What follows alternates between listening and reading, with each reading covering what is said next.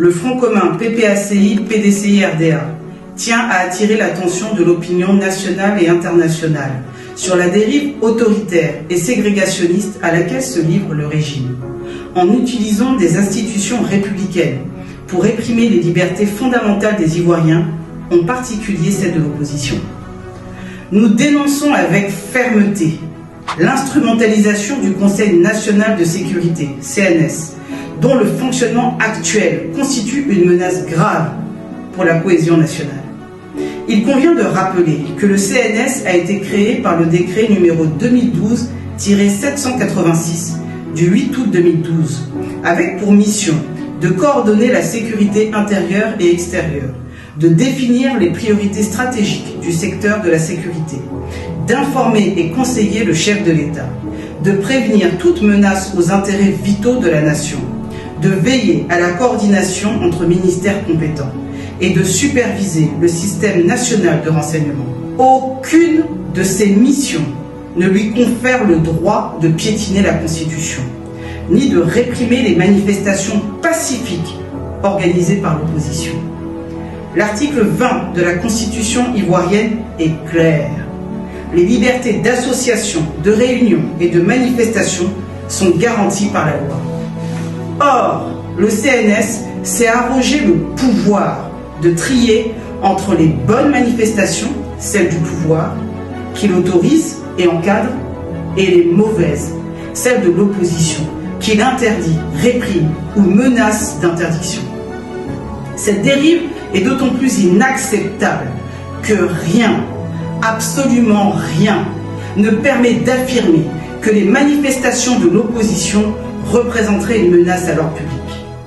La marche du 9 août dernier en est la preuve vivante.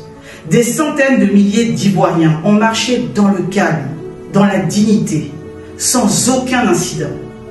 En continuant sur cette voie, le CNS, présidé par le candidat chef d'État Alassane Ouattara, dévoie ses missions et met en péril la paix sociale, en créant deux catégories de citoyens, ceux qui ont le droit de s'exprimer et ceux qu'on tente de réduire au silence. C'est inacceptable, c'est dangereux, et c'est un signal d'alerte pour toute la communauté nationale et internationale.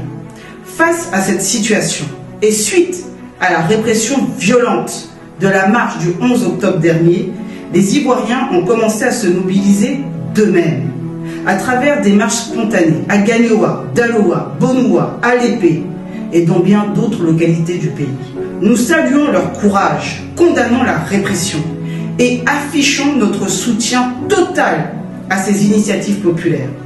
Et à cet égard, le Front commun annonce qu'il fera régulièrement le point sur ces mobilisations citoyennes afin de les encourager, les structurer, les rendre visibles et en garantir la cohérence au service d'un seul et même objectif, la restauration de l'état de droit et des libertés fondamentales.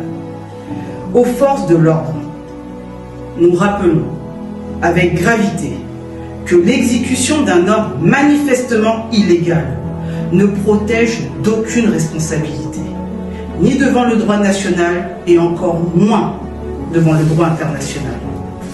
Nous les encourageons à encadrer les marches pacifiques de l'opposition, comme ce fut le cas le 9 août dernier, où plusieurs centaines de milliers d'Ivoiriens ont marché sans un seul heure.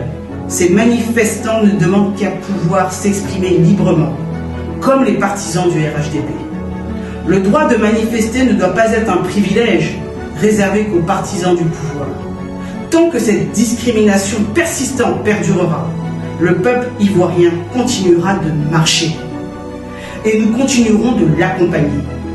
Le Front commun informera très prochainement l'opinion publique d'une nouvelle grande marche nationale. En attendant cette date, le Front commun soutient toutes les marches spontanées, éclatées et pacifiques qui se feront chaque jour jusqu'à ce que la Constitution soit respectée. Marcher n'est pas un crime. Marcher est un droit. Nous continuerons de marcher contre la peur pour nos libertés. Pour le Front commun PPACI, PDCI, RDA, Maître Abiba Touré, porte-parole du Front commun PPACI, PDCI, RDA.